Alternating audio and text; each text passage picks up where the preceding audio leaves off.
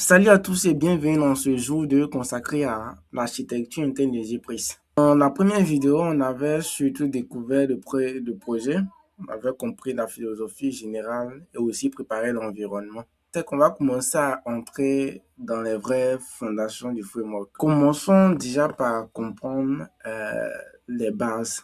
Voilà. Honnêtement, c'est on va faire tout à l'heure, c'est probablement l'une des parties les plus importantes de toute la formation parce que Zipris, ça fonctionne pas exactement comme un framework Node.js que nous connaissons d'habitude. Certaines décisions techniques peuvent souvent paraître inhabituelles au début, mais elles ont toutes été pensées autour de seulement trois objectifs principaux. On va dire la performance, la sécurité, le contrôle système. Du coup, dans cette vidéo, on va démonter l'architecture vraiment pièce par pièce pour comprendre comment tout fonctionne réellement derrière le framework. Donc, commençons déjà par comprendre le flow actuel dans le framework actuel, dans l'écosystème JavaScript. Lorsqu'on parle du framework backend aujourd'hui, donc la majorité fonctionne presque tous sur le même principe. Un runtime JavaScript, une couche HTTP, un système de routing, puis les middleware qui vont pouvoir s'empiler les uns sur les autres. Et donc, même si certaines solutions modernes sont très performantes, ça reste quand même généralement limité par la manière dont l'écosystème Node.js fonctionne en profondeur. Donc, dans Zipris, l'objectif, c'est pas simplement d'optimiser quelques parties du framework. L'idée, c'était surtout de repenser certaines couches critiques de l'architecture elle-même. C'est pour ça, d'ailleurs, qu'une grosse partie du système va se reposer donc sur un moteur autrement que on va appeler ISHSC. ISHSC, voilà, donc si vous prononcez plus rapidement, ça donne ça. Ça pourrait donner ça en fonction de comment vous prononcez. Et donc aujourd'hui, dans ce deuxième épisode, on va justement commencer à comprendre ce qu'est réellement HACC, pourquoi ça existe et comment toute l'architecture interne de Zipris est donc organisée. Concrètement, dans cette vidéo, on va principalement parler de l'architecture hybride de Zipris, du rôle exact de HACC, de la séparation entre la couche native et la couche applicative, du fonctionnement global des requêtes et de la communication entre les différents composants donc, du framework. Et justement, on va combiner aussi le module suivant, le module du jour suivant. Voilà, donc ça pourrait être une vidéo un peu plus longue. Donc, le but aujourd'hui, ce n'est vraiment pas encore de trop coder, je vais appeler ça comme ça. Le plus important, vraiment, c'est surtout de comprendre la logique interne du système. Bien évidemment, on aura des parties de la pratique et tout ça. Parce qu'en fait, une fois qu'on comprend réellement l'architecture, le reste, bah, ça devient beaucoup naturel. Voilà, avant donc de commencer, justement, on va commencer par initialiser un projet Zepris. Donc, pour ceux qui n'ont pas encore regardé la vidéo sur comment initialiser un projet Zepris, je vous recommande fortement de regarder la première vidéo. Donc, pour ce faire, on a dit qu'on utilisait une ICFPM init, voilà, et on va l'appeler SuperDev, voilà. Donc, on lui donne un nom SuperDev. Donc, justement, il paraît que le projet, un dossier similaire existe quand nous l'avions déjà utilisé. On va juste ajouter "-f" pour pouvoir écraser l'ancien et puis recréer un nouveau projet pour ce tutoriel. Donc, on attend que l'installation, sinon l'initialisation se termine. Et une fois que l'initialisation sera terminée, voilà, donc on va poursuivre naturellement. Voilà, après 44 secondes, on voit très bien que voilà, l'initialisation est faite. Donc, ce qu'on va faire, c'est de faire cd superdev et on va juste ouvrir ça dans notre éditeur de code. VS Code est ouvert. Ce qu'on va faire, c'est de commencer déjà par les présentations. Donc, pour ceux qui au moins sont déjà codés, c'est-à-dire ont déjà créé des serveurs JavaScript, ils savent déjà, voilà, ça ne sera pas nouveau pour vous. Donc, normalement, je n'ai pas besoin d'expliquer, mais on ne sait pas qui regarde cette vidéo. Donc, concernant les présentations, nous avons un premier dossier qu'on va appeler, qui est VS Code. Point VS Code, c'est en gros le dossier de configuration de mon éditeur actuel VS Code. Donc, ça c'est auto-injecté. Ça ne fait pas partie donc de ZPress. Voilà. Et la suite, on a un dossier appelé Node Module. Dans ce dossier contient plusieurs autres projets. C'est en gros un ensemble de projets conçus par d'autres, des dizaines, voire même des centaines de personnes. Voilà, qui sont donc compilés, on va dire comme cela, donc qui se sont regroupés donc dans ce dossier. Et qui se charge donc de s'en occuper, c'est c'est l'outil XFPM. Voilà, donc c'est l'outil XFPM qui télécharge ces modules-là et qui les écrit de façon virtualisée pour des raisons de sécurité. Donc, les modules à l'intérieur sont appelés donc des dépendances. Donc, les dépendances, on va dire que c'est voilà, c'est ce dont votre outil, votre projet, voilà, a vraiment besoin pour réellement fonctionner. Dans le fichier que vous allez voir, package.json, il y a justement une propriété appelée dependencies. Cette propriété, c'est en l'occurrence ce qui va justement contenir les dépendances de votre projet. Voilà, comme expliqué tout à l'heure. Le second qui est Dev Dependencies, ça permet tout simplement de pouvoir dire que voilà, j'ai pas normalement besoin de cela en production, mais pour des raisons locales ou du mieux pour des raisons de building, donc de développement, j'en ai besoin pour mon bien-être, voilà, en tant que développeur. Et là, on a voilà, les manifestes, on va dire quoi, les métadonnées de votre projet tout simplement. Et ici, quelques scripts que vous pouvez lancer directement sans, voilà, vous pouvez automatiser, on va dire ça. Ensuite, on a le dossier SRC. C'est le dossier le plus important, on va dire ça. C'est le dossier qui, à l'intérieur de ce dossier, donc, va contenir tout votre projet, tout votre code source, tout le code source de votre application. Et justement, vous n'avez pas vraiment besoin d'écrire SRC. Vous pouvez renommer comme vous voulez. Mais attention, si vous renommez ça à, par exemple, main ou similaire, il va falloir que vous faites encore d'autres configurations. Je vous recommande fortement de laisser ça SRC. C'est beaucoup plus classique. Et au suivant, on a le fichier Git-inor. En gros, c'est, voilà, donc on va pas expliquer, c'est utilisé par Git. Le deuxième fichier qui nous intéresse, le fichier philonix.config.json. C'est en l'occurrence l'outil, on va dire, celui qui va se charger de redémarrer notre serveur à chaque fois que nous effectuons des modifications. Cette propriété signifie tout simplement que à chaque fois qu'il détecte des modifications dans des fichiers avec pour extension, on appelle extension, ce qui permet d'identifier le type de fichier. Voilà, donc avec pour extension, donc .ts, voilà, tous ces blabla que vous voyez ici. Ignore permet de dire que bah, tu n'as pas besoin de regarder, de surveiller effectivement tout. Il y a vraiment des choses que je ne veux pas que tu puisses surveiller. Et tout simplement, c'est ça. Donc, pour plus d'informations, je vous recommande de voir la documentation ou du mieux de visiter le GitHub Philonix. Voilà, donc c'est une alternative très puissante à NoDaemon. Finalement, on a le fichier de configuration pour ZPress. Ce fichier-là, on va faire comme si on n'a pas vu. Ça ne nous intéresse pas pour l'instant.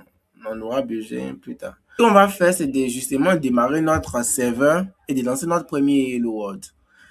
Donc, je vais juste démarrer mon serveur et je vais justement lancer mon premier Hello World.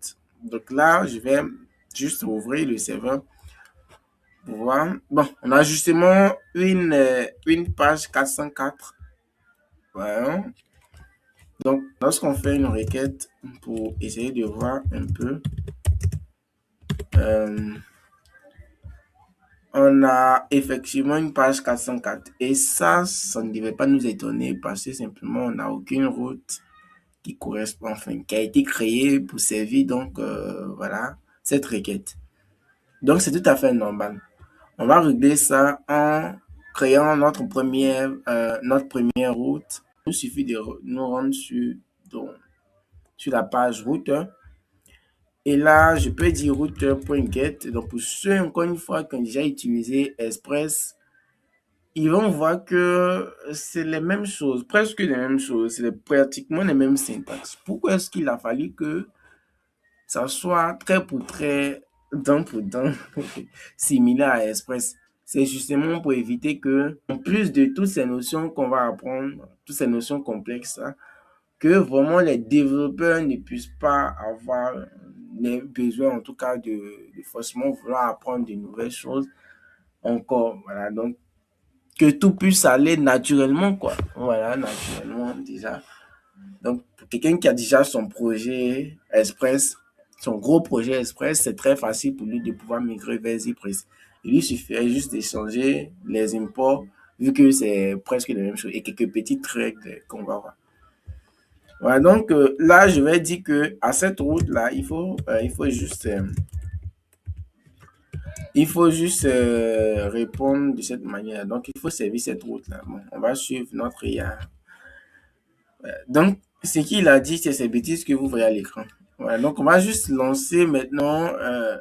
On va relancer pour voir ce que ça donne. Bon, on n'est pas étonné. Voilà, on a justement le message que nous voulons. On va juste envoyer Hello World pour ne pas se compliquer la vie. Donc, send Hello World. Hello World. Bon, ce qu'il vient de faire là, voilà, statut, point, voilà, c'est similaire à ça. Soit vous pouvez, voilà, soit on peut écrire res.statut, voilà, 200, ou soit on pouvait juste faire res.success, voilà. Et là, on met le message suivi, voilà, de l'objet que nous voulons, voilà. Donc ici, on pouvait mettre les autres métadonnées qu'il a mis, telles que statut, voilà, tout ça. Donc, c'est quasi similaire à ça. Voilà. Voilà, super. Voilà. Donc, c'est pratiquement la même chose, à part le data qui s'appelle. Voilà. Donc, on va juste envoyer un rest.send, autant pour moi. Hello world, c'est mieux comme ça.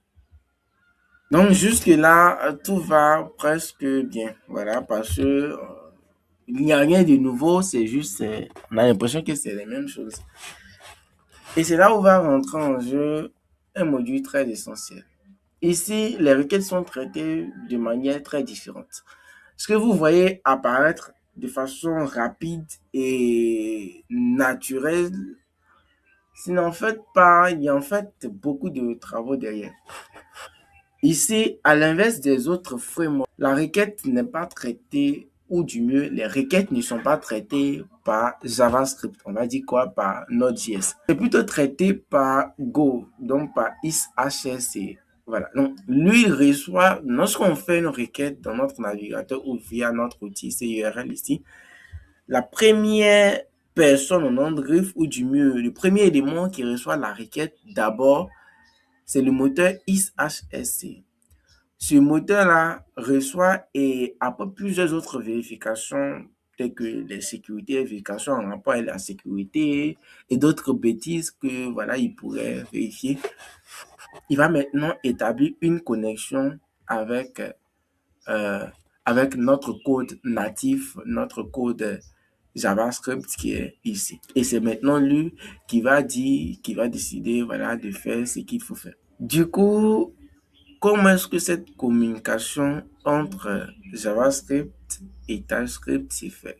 Autant pour moi. Entre notre code d'ici et Go, c'est fait. La communication s'est fait par le biais d'un protocole appelé IPC, ou du mieux IPC pour Inter-Process Communication. En l'occurrence, un protocole qui permet de, voilà, justement de pouvoir relier, de pouvoir permettre la communication entre plusieurs processus, tout simplement. Voilà. Donc, en gros, plusieurs processus peuvent communiquer ensemble ou pas, voilà, de manière isolée, de manière totalement isolée, sans boxer. Donc ça, c'est la petite définition générale qu'on pourrait donner. On va donc résumer cette première partie. À l'inverse de ce qu'on connaît habituellement, où toutes les requêtes sont gérées par Node.js avec vraiment tous ces travaux. On sait que Node.js, c'est single thread, c'est-à-dire que il ne peut pas traiter plusieurs requêtes à la fois. Ici, au lieu que ça soit lui qui le gère, c'est plutôt Go ou du mieux ISACC qui le gère. Donc, il gère donc toutes les requêtes. Et lui, il est beaucoup plus performant, beaucoup plus robuste parce qu'il peut traiter plusieurs des milliers de requêtes en parallèle facilement. Donc, c'est justement pour cela qu'on voit très bien que le temps mis pour répondre à cette requête-là, c'est 14,99 millisecondes. C'est effectivement très rapide. Voilà. Donc, au fur et à mesure que on lance, on va voir que ça va. Voilà. Donc, tout ça se fait de façon rapide, donne l'impression que c'est vraiment, il n'y a rien qui s'est fait derrière. Mais en l'occurrence, c'est ce qui s'est fait qui est là. Ok, j'espère qu'on a très bien compris. Je l'ai dit encore, la vidéo risquerait d'être longue, mais bon, souffrez quand même que ça soit long pour pouvoir comprendre comment est-ce que les choses fonctionnent. Voilà, donc maintenant que on a un peu les bases, on comprend déjà on commence à comprendre déjà comment ça fonctionne. Et il faut dire que c'est littéralement donc le pont entre votre code TypeScript et le moteur natif ISACC. Donc, on en parlait justement tout à l'heure. Donc, ce pont-là, c'est vraiment très puissant. On a vu une petite partie de ce qu'il peut faire. Bon, de façon théorique. On a vu une petite partie de vraiment ce qu'il est capable de faire. Mais au-delà du networking, au-delà du réseau, il est capable également de faire d'autres actions tellement puissantes dont en fait vous ne pouvez vous imaginer. On parle de manipulation sécurisée donc du point inf, d'interaction directe avec l'OS, de métriques système en temps réel et plein d'autres choses que vous allez en tout cas découvrir probablement dans cette formation. Ce sont des choses que beaucoup de frameworks ou d'autres frameworks vous aurez laissé gérer manuellement vous-même. Souvent avec des packages, on parle de packages, on parle de dépendance avec des packages externes, voire même des dizaines de lignes de code pour juste une action. Dans ZPrease, vous avez tout ce que vous voulez. Vous avez tout ce qu'il vous faut, tout à votre disposition. Activez ou désactivez ce dont vous n'avez pas besoin. Voilà un peu la philosophie de ZPrease. Donc, justement, aujourd'hui, on va se concentrer, je vais dire tout à l'heure, on va donc se concentrer sur le premier cas d'usage concret. Donc, la gestion des variables d'environnement. Et c'est là, c'est là que ZPrease fait quelque chose vraiment d'inhabituel. Quelque chose qui peut surprendre au début. Ça dit que pour 16.1 ne fonctionne tout simplement pas pour vos variables que ça. Donc, il a été masqué par un proxy natif et ce n'est pas vraiment un bug. C'est vraiment une décision d'architecture délibérée. C'est-à-dire, à la place, ZPrease va donc mettre en place une solution donc appelée ZES. Voilà, que nous allons voir tout à l'heure. ZES, c'est ce qui va nous permettre de pouvoir interagir avec notre fichier, notre variable d'environnement, c'est-à-dire que notre fichier .r.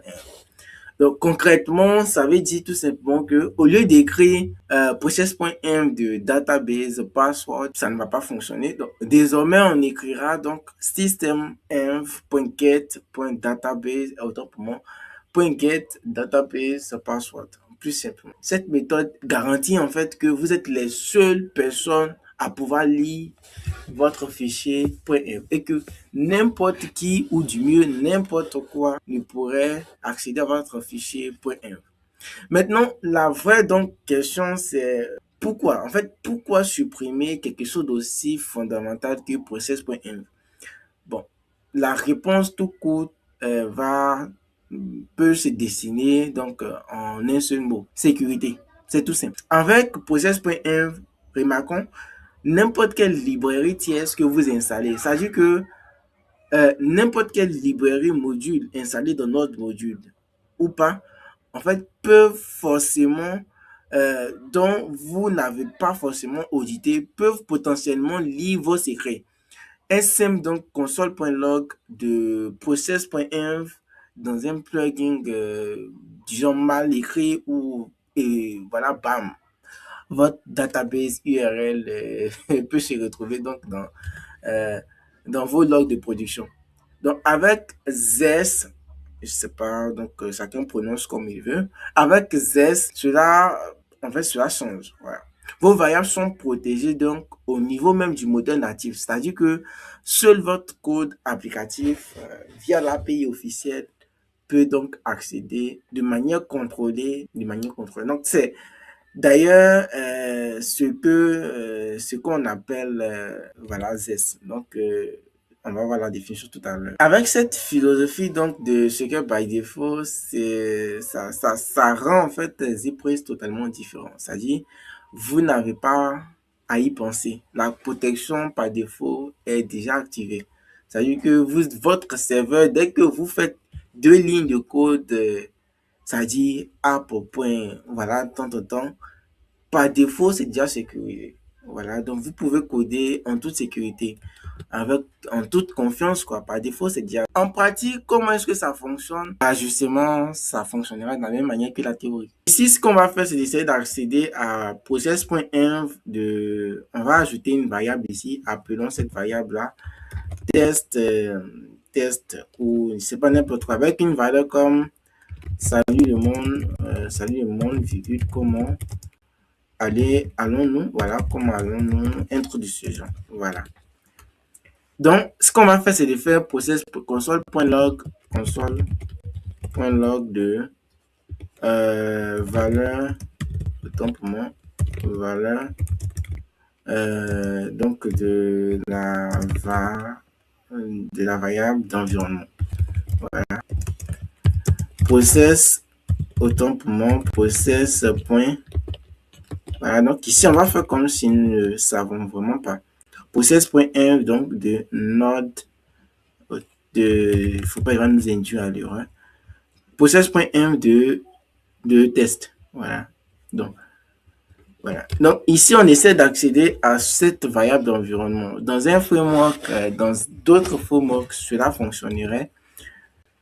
Process.env, donc de test, aurait fonctionné à l'afficher, donc on aurait eu pour valeur salut le monde des bêtises.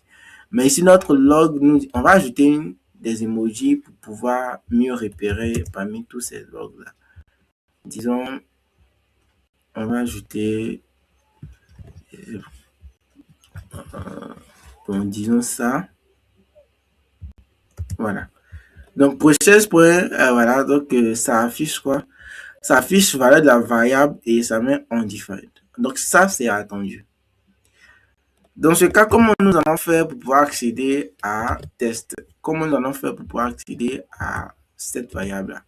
C'est si simple que ça. Il nous suffit juste de faire ce que le manuel nous a dit ici. Donc, ici, ce qu'on va faire, c'est d'utiliser process system env.get. Voilà, tout simple. Donc, ici, on va dupliquer. On va mettre ici en utilisant 6. Voilà. Mettons autre emoji. Voilà. Et là, mettons ça. Simplement. Voilà. Donc là, ça va fonctionner. Lui, il arrive à récupérer. Avec lui, il a pu récupérer donc la valeur donc de test. La valeur donc de test. Mais lui, il ne va pas pouvoir fonctionner pour des raisons de sécurité. Maintenant, faisons pareil en essayant d'accéder à process.env de port. Donc, pour le dernier test, essayons d'accéder donc à process.env de port. Donc, ici, on va dire port. Voilà. Donc, essayons donc de masquer ça. Donc, qu'est-ce qu'on voit? On va voir que ça va malheureusement ou heureusement afficher la valeur donc de port. Bon, vous allez me dire, mais normalement, process.env devrait être bloqué. Mais pourquoi est-ce que il affiche alors? Pourquoi est-ce que process.env de celui-là fonctionne? Non, process.env de n'importe quoi fonctionne. Alors que process.env de port, ça fonctionne pas comme attendu. Ce n'est pas un bug du tout.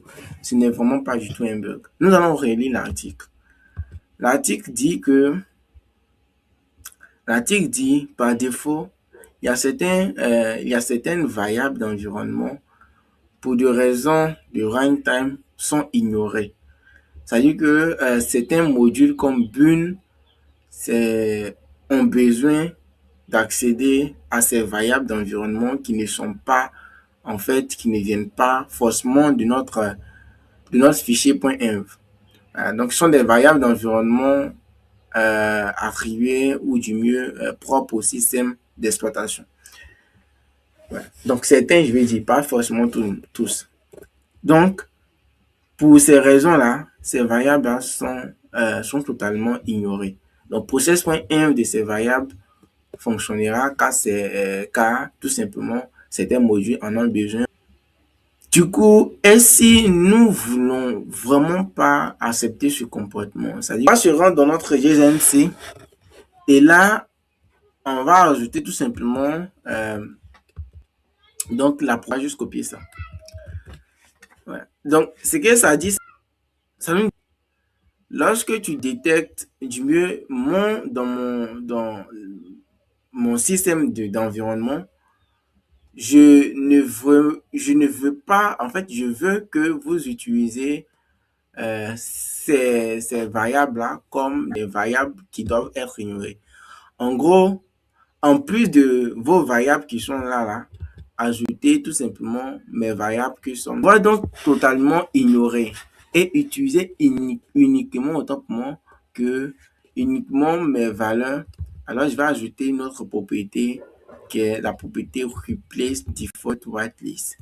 Cette propriété va dire que utiliser ma variable d'environnement, sinon mes variables d'environnement, comme des valeurs par défaut, comme des variables qui doivent être ignorées. Je veux que vous remplacez les variables existantes et que désormais, les variables qui doivent être ignorées soient ces variables. Justement, il y a une erreur de syntaxe, il suffit de mettre les guillemets. Et justement, on doit avoir un define là, parce que tout simplement, il va remplacer donc les variables qui sont là, il va les remplacer par mes variables qui sont ici. Donc désormais, les variables qui doivent être ignorées sont les variables définies dans ce tableau. Et justement, on aura quelques petites warnings parce qu'on voit que Bun que nous utilisons pour démarrer ce serveur a besoin d'accéder à notre env. Il a aussi besoin d'accéder à terme. Donc justement, donc si vous voulez, vous pouvez juste les afficher, les mettre ici pour dire que voilà, faut pas ignorer, voilà, il faut ignorer notre env, il faut ignorer ceci, cela, voilà. Donc ça sera à vous de voir. Donc voilà un peu comment vous pourriez configurer, vous pouvez configurer le comportement donc de système.env. Et voilà comment donc l'accès aux variables d'environnement dans ZPrace fonctionne. Vous allez me dire, mais n'importe qui développe un module, on va dire une librairie, un plugin dans ZPrace, donc peut utiliser juste sys.env.get.test et test autant pour moi et pouvoir accéder à non, non, non, non, ça va pas fonctionner. Dans ZPrace, chaque module tourne dans un sandbox, c'est-à-dire que chaque projet est sandboxé. Donc, en dehors de votre sandbox, en dehors du sandbox qui a été attribué à un module, à un projet, vous ne pouvez pas exécuter des actions. En fait, vous ne pouvez pas exécuter donc des actions en dehors de votre sandbox, en dehors de votre case. Donc, toutes les actions que vous menez ou du mieux que vous allez mener seront toujours dans votre voilà, seront toujours associées, attachées à votre sandbox, à votre projet. Donc, vous ne pouvez pas toucher projet A alors que vous êtes dans un projet B. Voilà, tout simplement. Donc, c'est un algorithme très complexe. Voilà. Maintenant que nous comprenons comment fonctionne Zest, nous allons essayer de voir maintenant d'autres choses que nous pouvons faire avec l'API 6 de ISHSC. Voilà. Donc, en plus de la gestion de la variable d'environnement, il y a également un fil système, l'interaction avec le fil système, PAF, les opérations système et d'autres choses dynamiques qu'on peut faire. Bon, nous n'allons justement pas couvrir tous les cas au risque de rendre la vidéo très longue. Mais si vous êtes vraiment intéressé, vous allez juste venir voilà, taper docs/système pour pouvoir avoir plus d'informations. Donc, on va voir quelques cas d'usage, quelques cas pratiques donc, de ce qu'on peut faire avec cette API. Déjà, au niveau de la gestion de fiches système. Habituellement, on utilise donc import fs form, donc fs. Donc, c'est comme ça que nous faisons avant. Voilà, bon, comme nous faisons donc dans les frameworks actuels. Mais dans ZPrease, vous n'en avez pas besoin. Vous pouvez utiliser donc 6 donc .fs pour interagir directement avec votre fiche, votre système d'exploitation. Et ça, je vous garantis que ça se fait de façon très performante, contrairement à donc Node.fs actuel. Ça se fait de façon très performante et vous pouvez faire beaucoup d'actions en utilisant vraiment, en écrivant peu de code.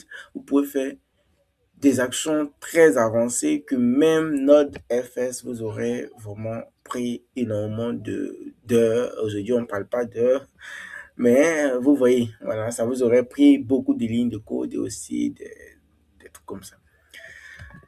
Donc déjà, commençons par voir comment on peut, voilà, donc ce qu'on peut faire concrètement avec FS, avec le fiche système. On peut déjà faire pas mal de choses, telles que voilà, la lecture, les écritures, des opérations basiques, donc lecture et écriture dans un fichier, voilà, et d'autres choses avancées. En tout cas, comme je vous ai dit, on ne va pas vraiment tout voir. Donc, ce sera à vous de voir si vous voulez voir. Voilà, donc là, ce que va se passer, que supposons que nous voulons créer un fichier ici. Pour créer un fichier avec donc fs, avec système.fs, on va justement écrire système comme cela, .fs, et là on va utiliser une méthode qui est writeField. La méthode de writeField permet de dire qu'il faut créer un fichier. Maintenant là, ça attend justement une option. C'est-à-dire que ça attend un argument. Donc on va utiliser writeField sync pour pouvoir donc écrire dans de façon synchrone dans un fichier. Donc écrivons donc par exemple créons un fichier que nous allons appeler par exemple test.txt avec pour donner, bon, on va accepter le hello world. Voilà. Donc on voit très bien que le fichier test.txt a été créé. Et vous garantit que vraiment c'est fait directement depuis la couche native, enfin la couche applicative, je vais dire, depuis donc Go, depuis SHSC. Voilà. Donc, il manque certainement les données qui sont là. C'est juste, il suffit juste de redémarrer le serveur. Une fois redémarrer, on va voir, voilà, donc on voit très bien que la donnée existe, voilà, donc c'est évident. Après cette opération, on peut également faire d'autres opérations telles que Supposons que nous voulons écrire dans un fichier, mais nous voulons écrire dans un fichier que si le fichier n'existe pas. C'est-à-dire, si le fichier existe, on n'écrit pas dans le fichier. Mais si le fichier n'existe pas, alors on va écrire dans le fichier. Actuellement, supposons que je vais ajouter une virgule pour dire hello world, virgule, this is a test field, voilà, comme il a dit. Donc, ça ajoute une virgule et ça ajoute immédiatement l'ajoute, ça dit que ça complète avec le reste de ma phrase. Donc, la méthode write field sync, donc c'est ce qu'elle fait. Elle permet d'écrire dans un fichier, peu importe si le fichier existe ou pas. Si le fichier existe, voilà, elle écrit directement. Si le fichier n'existe pas, elle crée le fichier, puis voilà, elle écrit également directement. À l'inverse, on peut utiliser, à l'inverse donc de cette méthode, il y a la méthode write, if not exist, sync, on va dire sync, voilà, pour écrire version synchrone, qui permet donc d'écrire dans un fichier si le fichier n'existe pas. Donc, c'est différent. Supposons que là, j'ajoute un point suivi de candidate, voilà, donc son message. Mais je n'en ai pas, on s'en fout de ça. Donc, on voit très bien que malgré qu'il a ajouté le texte, on voit que le fichier n'a pas changé, le contenu du fichier n'a pas changé. Donc, c'est attendu. Tout simplement parce que le fichier dans lequel nous essayons d'écrire existe déjà. Or, nous avons dit, si ça existe, c'est pas la peine d'écrire dans ce fichier-là. On va juste supprimer ce fichier, comme ça, pour qu'en fait ça puisse se redémarrer. Il me suffit juste de configurer Philonix pour dire que il faut surveiller également les extensions .txt. Voilà, comme ça. Donc, je vais redémarrer. Voilà. Donc, normalement, il doit créer le fichier avec le contenu. Et concernant Philonix, désormais, si je fais une action maintenant sur des extensions de type TXT, il va simplement redémarrer le serveur. Voilà un peu donc, ce que la différence entre ces deux. Une autre chose qu'on peut faire avec l'API FS, c'est justement, par exemple, supposons que nous voudrons surveiller ce fichier et que nous voudrions avoir des événements, par exemple, surveiller si le fichier a changé, ce fichier a été fait, ceci a été fait, cela. Il nous suffit juste d'utiliser la méthode what. La méthode what, c'est ça, what comme ça. Voilà. Et ici, on va spécifier le path. Voilà, le path et aussi la durée. Donc ici, on pourrait dire que il faut surveiller le fichier voilà, par exemple, bon, 20 000, je crois que ça fait 20 millisecondes, ça fait 20 secondes, je crois bien. Donc, ça veut dire tout simplement qu'il faut suivre tout ce qui va se passer dans ce fichier. Donc, si le fichier change, si le contenu du fichier change, tu fais signe.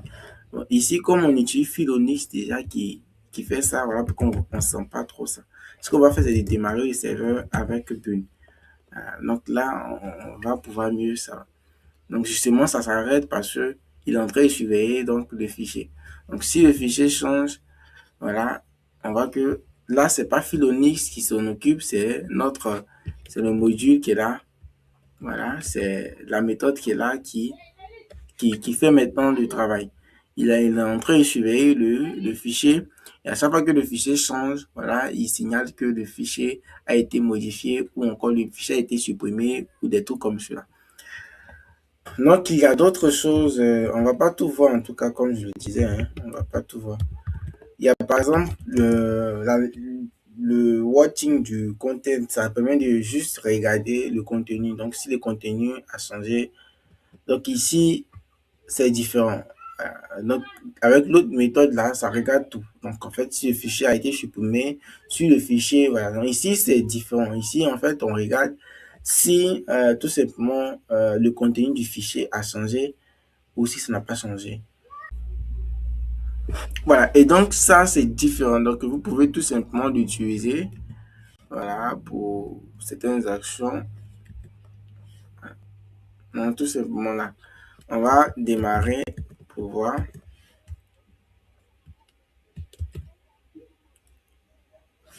Bon, voilà, donc justement, voilà, ça va faire. Donc en fait, c'est pas la même chose, hein, c'est l'autre, il permet de surveiller.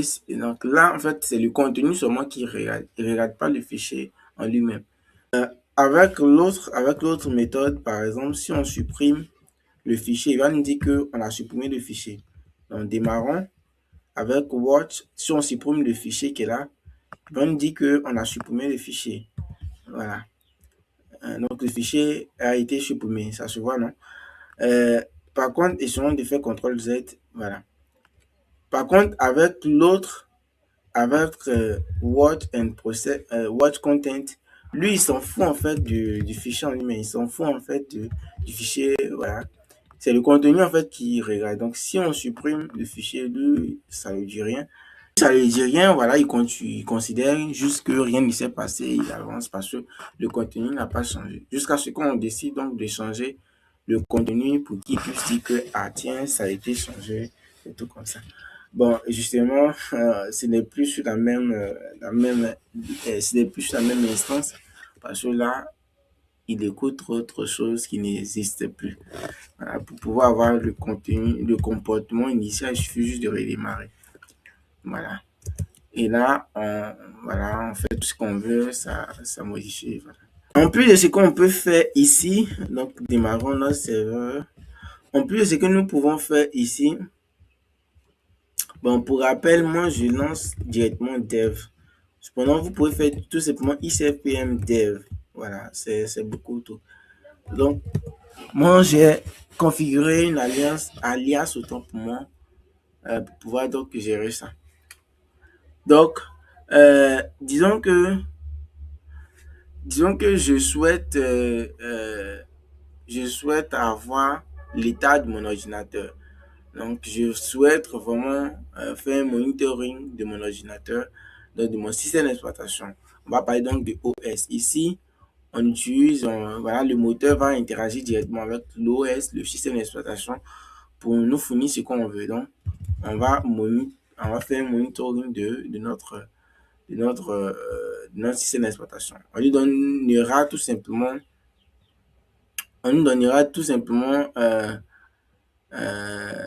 voilà, la durée du monitoring. Voilà, donc ça sera en secondes. Donc, disons, il faut surveiller pendant 10 secondes. Donc, tout simplement, ça va s'arrêter et on voit qu'on a l'état de notre ordinateur en temps réel. Voilà. Voilà, tout est temps réel. Voilà, donc pendant 10 secondes et il arrête. En plus de ça, il y a vraiment d'autres choses très avancées qu'on peut faire. Voilà, beaucoup de choses en tout cas que vous pouvez faire avec système. Voilà, donc je vous recommande fortement donc de vraiment essayer de lire l'article, voilà, de lire la documentation. Il y a vraiment beaucoup de choses cachées que vous allez apprendre. Et ça va vous sauver la vie parce que ça va vous faire éviter de créer des dizaines de lignes de code pour juste une petite action.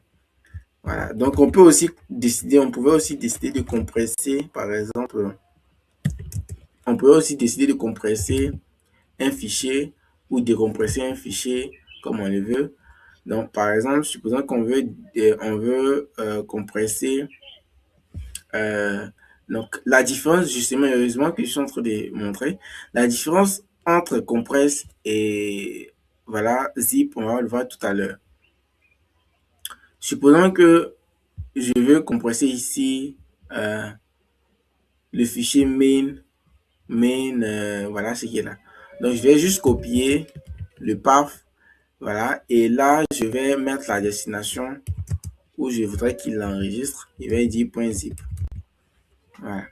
Et donc, lorsqu'il démarre, voilà, donc on doit voir le fichier .zip ici qui contient notre fichier main, ce qui est là. Supposons que cette fois-ci, au lieu de zipper main.root, je veux zipper uniquement que root. Bon, si je fais ça comme ça et que je fais ça comme ça, que je l'appelle par exemple route.zip, ça va pas fonctionner parce que lui, il ne permet pas en fait de zipper. Voilà, on ne peut pas zipper des fichiers, on ne peut pas compresser, on va dire ça comme ça, on ne peut pas compresser donc des fichiers et des dossiers. On peut compresser uniquement que des fichiers, mais pas des dossiers. Pour pouvoir compresser des dossiers, on va utiliser la méthode tar. La méthode tar, ça permet, c'est une commande Linux, justement. C'est cross-platform. Donc, ça permet tout simplement de dire que il faut compresser un dossier ou ce que tu veux. Voilà. Donc là, on voit très bien que le dossier, tout le contenu de routes a été compressé et c'est là. C'est tout simplement, voilà. Donc, il y a d'autres choses telles que les manipulations d'images. Voilà, on peut vraiment manipuler les images en utilisant FS. Donc, si vous voulez vraiment en savoir plus sur cette notion, n'hésitez surtout pas à me faire savoir dans les commentaires. Il va vous apprendre. On peut vraiment manipuler les images si vous ne, voilà, avec FS. C'est-à-dire que vous pouvez découper plusieurs images en de petits morceaux de sorte à pouvoir faire certaines manipulations et les reconstruire plus tard. Donc tout ça est possible et je vous recommande fortement vraiment de comprendre toutes les notions, vraiment pas toutes, mais d'essayer de comprendre comment chaque notion fonctionne dans 6. Finalement, on a donc, euh, on a donc la méthode, la classe var. La classe var ici, ça permet tout simplement de contrôler ce qui est là. Voilà, tout simplement, de contrôler ce qui est là. Ça permet de contrôler ce qui est là. Et donc, ça permet de dire que, donc ici, vous pouvez ajouter tout simplement vos données, voilà, vos variables, vos données que vous voulez, les données que vous voulez, et les récupérer tout simplement dans Vase. Donc, vous allez voir l'utilité plus tard quand on va commencer à aller un peu plus en profondeur. Donc, ici, on peut tout simplement faire var.get et obtenir, par exemple, var.get de ce module-là. On va voir, faisons en console.log. Donc, essayons de faire ça en console.log. Console.log de manifeste. Manifeste, c'est ça, non? C'est, voilà. Donc, on lance et on va voir le contenu donc, de ça. Donc, on voit très bien que ça a été formaté. Pourtant, ici, ça semble être vraiment des bêtises. Voilà, il y a vraiment des bêtises ici. Mais ici, ça a été formaté et ça m'a renvoyé en fait ce qu'il faut. Donc, pour vraiment comprendre la syntaxe d'ici, je vous recommande également de lire cette partie. Mais vraiment, je vous recommande de lire cette partie ici, configuration, et vous venez dans config, voilà. Autant pour moi dans guide et structure, voilà. Donc, c'est ici que vous aurez les informations concernant rapport avec donc, les syntaxes. Donc, je vais expliquer quelques-uns de façon brève. Lorsque vous faites, vous mettez ce symbole-là. Lorsque vous mettez, lorsque Zipris détecte ce symbole, ça, entre parenthèses, ça lui permet de dire que c'est en fait l'accès à une donnée dynamique. Il y a donc à l'intérieur de ça, il y a ce qu'on va appeler donc des variables ou encore des méthodes. On a pour l'instant 3 méthodes. Voilà, on a 3 méthodes. On a package, on a vis, on a d'autres choses également. Voilà. Donc vous allez voir ici. Donc on va se concentrer sur les deux. Package et vis. Package permet de dire que accède à package.dzen d'ici. C'est-à-dire que accède aux données de package.dzen d'ici. Et tout simplement, il faut accéder aux propriétés. Donc, supposons que je veux accéder à dev dependency d'ici. je peux tout simplement venir là et mettre dans mon manifeste comme c'est ce que j'ai déjà logué. Donc, on va faire ça en même temps. Manifeste et je vais dire quoi? Deux points. Voilà. Et là, je vais faire, j'ai l'impression que j'ai fait quoi là? Voilà. Donc là, je vais faire quoi? Je vais faire, voilà, package comme ça. Et je vais accéder à dev dependency. Voilà. Donc là, ça permet de, voilà, donc ça dit ici que c'est un objet, c'est juste totalement normal. Voilà. Donc à l'inverse de ça, package vis permet de pouvoir accéder à l'objet actuel. Lorsqu'il fait 10. Voilà, je peux tout simplement accéder à n'importe quelle propriété de l'objet actuel. Voilà, tout simplement. Donc, tu peux faire this.ça. Voilà, et ça existe justement. Donc, ça va envoyer ça. Encore .whitelist, ça va afficher terme, paquet, etc. Donc, il accède à ça. Voilà.